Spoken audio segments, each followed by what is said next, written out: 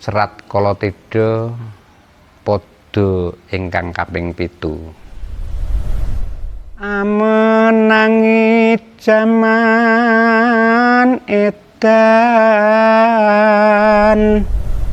ewuh aya ing pambudi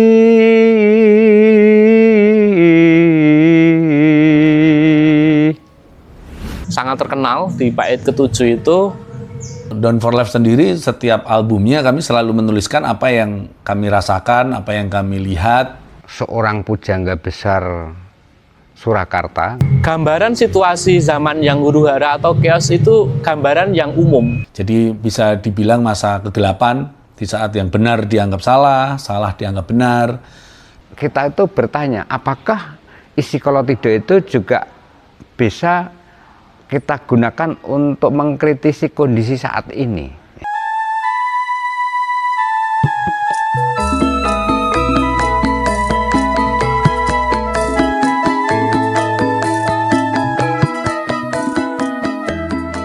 Jadi kita berbicara tentang yang Raden Ngabironggowarsita. Raden Ngabironggowarsita dengan nama kecil Bagus Burham ini itu adalah seorang pujangga besar Surakarta, Keraton Kasunanan Surakarta Diningrat. Beliau menjadi pujangga bukan sekedar seorang yang melalui pendidikan, tetapi dari darah beliau memang keturunan dari para pujangga Jawa.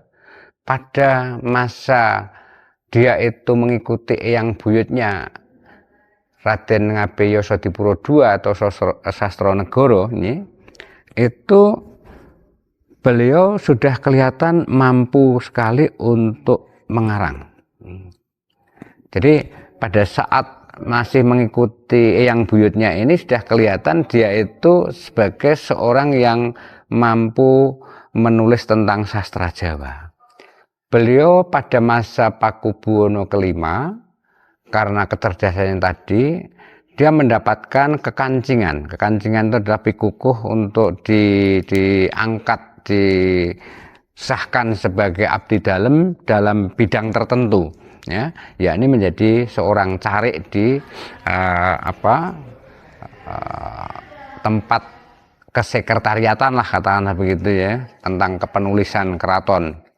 Nah, ini pada masa itu beliau diangkat dan diberikan pikukuh atau kekancingan tadi dengan gelar Kyai Sorotoko.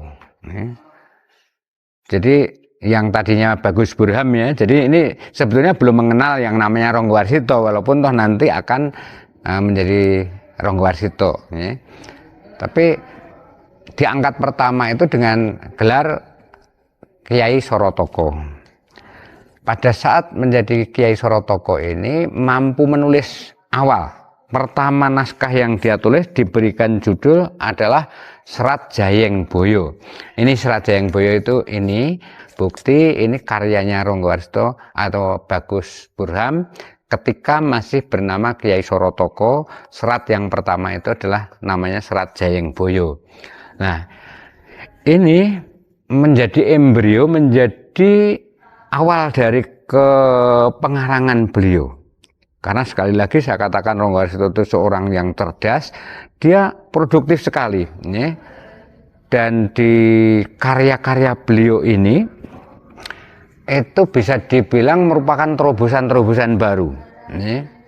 Baik itu model atau gaya bahasanya, ini, lalu cara-cara penampilan di dalam kertasnya, artinya hitam di atas putihnya itu bentuknya beda-beda, ini, itu karyanya banyak sekali. Kalau dihitung tidak kurang dari 60 sampai 65 judul karya sastra, dan dari 60-an karya sastra itu lebih didominasi dari karya asli. Artinya bukan hanya sekedar menyalin dari karya sastra lama, bukan sekedar menyadur, walaupun ada karya-karya yang semacam itu. Tetapi lebih banyak beliau itu menulis yang tadinya belum pernah ada. Saya akan bicara tentang Serat Kolotido. Ya. Serat Kolotido ini juga dikarang oleh Ronggo Warsito pada masa usia beliau itu sekitar 41 tahun. Ya.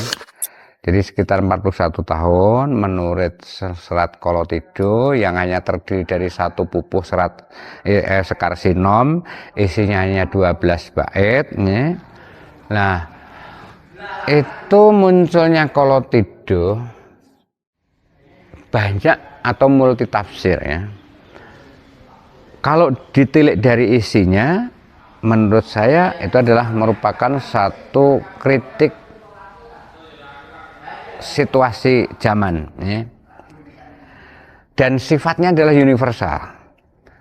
Artinya tidak hanya berlaku pada masa karya itu ditulis, tetapi mungkin juga dapat digunakan untuk kita itu bertanya, apakah isi Kolotido itu juga bisa kita gunakan untuk mengkritisi kondisi saat ini. Melu edan ora tahan. Saya akan mulai dari Serat Kolotido itu serat yang seperti apa. Jadi Serat Kolotido itu adalah salah satu karya sastra Jawa yang berbentuk puisi yang diwadahi dalam tembang mocopat sinom. Jadi semuanya terdiri dari tembang sinom, isinya ada 12 bait yang ada di bait 7, Amenangi Jaman Edan, kemudian yang terakhir itu bejo-bejane kang lali, isih bejo wong eling lawan waspada, dan itu yang paling ikonik dalam isi Serat Kolotido ini, sangat terkenal di bait ke-7 itu, yaitu petuah atau solusi atau alternatif yang ditawarkan oleh Raden Ngabei Ronggo Warsito untuk menghadapi situasi zaman edan, yaitu bejo-bejane kang lali, isih bejo wong eling lawan waspada. Seberuntung-beruntungnya orang yang lalai, masih lebih beruntung orang yang selalu ingat dan waspada. Itu kan kalau ditafsir itu bisa sangat banyak dan sangat dalam juga. Artinya ingat dan waspada itu bisa keterhubungan vertikal maupun horizontal, artinya ingat bahwa apa sih sebenarnya tujuan kita hidup, mau seperti apa, dan kita itu sebagai manusia di bumi itu peran dan fungsinya seperti apa. Jadi konteks ingat atau eling itu bisa juga eling kepada Yang Maha Pencipta. Kemudian waspada, eling lan waspada ya situasi terkini yang kita tahu, kita banjir informasi, kita sulit untuk membedakan mana yang baik dan benar, mana yang hoax, mana yang informasi yang valid. Artinya bisa digunakan sebagai salah satu acuan alternatif menghadapi zaman di mana ambiguitas itu sangat nyata. Salah satu kekuatan Serat Kolotido adalah gambaran situasi zaman yang huru-hara atau chaos itu gambaran yang umum. Jadi tidak menunjuk konteks satu peristiwa tertentu, sehingga gambaran itu bisa digunakan sampai sekarang. Jadi menembus batas ruang dan waktu. Karya-karya sastra Jawa itu banyak sekali yang bisa kita baca ulang dan kita kontekskan dalam situasi kita saat ini. Jadi tidak ada salahnya kita kembali melihat karya sastra Jawa terdahulu untuk menjadi salah satu panduan atau alternatif menghadapi kegalauan zaman kita saat ini. Yen tan melu anglakoni.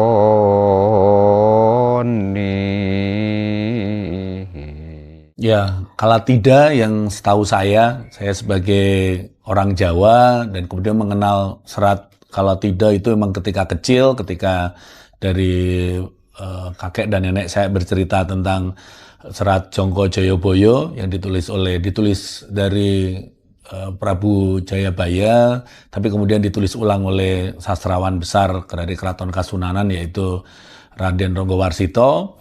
Ya, kalau melihat dari sejarahnya dan bacaan yang saya tahu, yang saya baca, dan menurut pemahaman saya, Kolothido itu adalah bagian dari, kalau dalam Jawa, spiritual dan budaya Jawa, masa atau jangka periode waktu itu dibagi dalam 3 babak, yaitu Kolothido, Kolobendu, dan Kolosubo.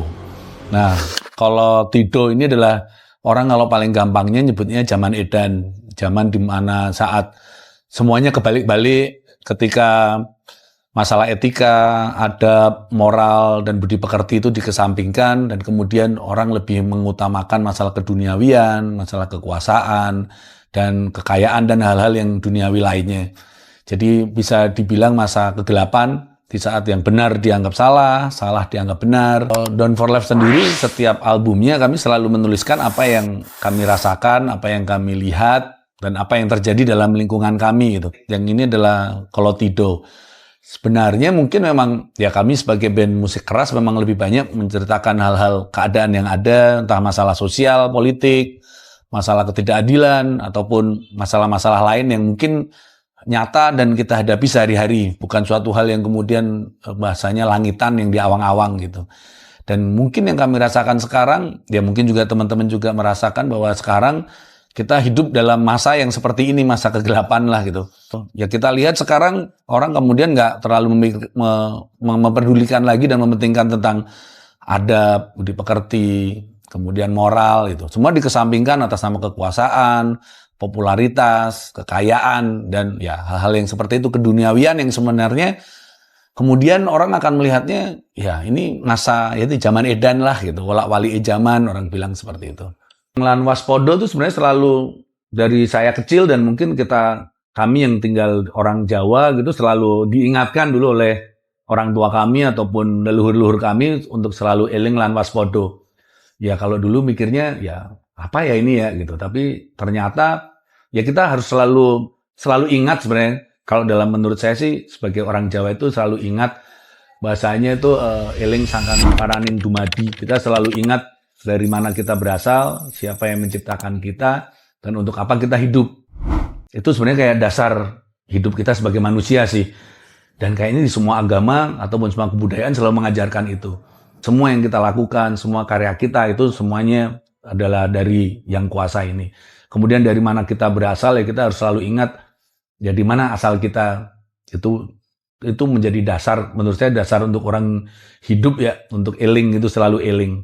Eling itu menurut saya semua batasan di mana kehidupan kita, apalagi di era sekarang pun kita harus selalu eling. Misalnya kayak sosial media, kita selalu eling juga ada batasan-batasan apa sih yang seharusnya bisa kita share di sosial media. Kita harus eling juga sosial media itu gunanya apa. Oh, bukan berarti kemudian kita akan menceritakan aib-aib orang lain, ataupun bahkan kadang tanpa sadar orang menceritakan aibnya diri sendiri. Itu kayak hal yang aneh sih ya. Kemudian dalam kehidupan yang lain juga ya kita, kalau menurut saya orang itu harus percaya diri ya, tapi harus tahu diri tadi, kita harus tahu potensi kita, batasan kehidupan kita, selalu eling. Dan selalu waspada juga, itu ya kita namanya hidup ya, pasti banyak godaan-godaan, banyak rintangan-rintangan, bahkan yang kadang rintangan terbesar sebenarnya adalah diri kita sendiri. Nah, kalau kita bisa eling tadi kemudian dan waspada sih menurut saya kita akan sangat bisa mengarungi kehidupan yang di era yang sekarang ini.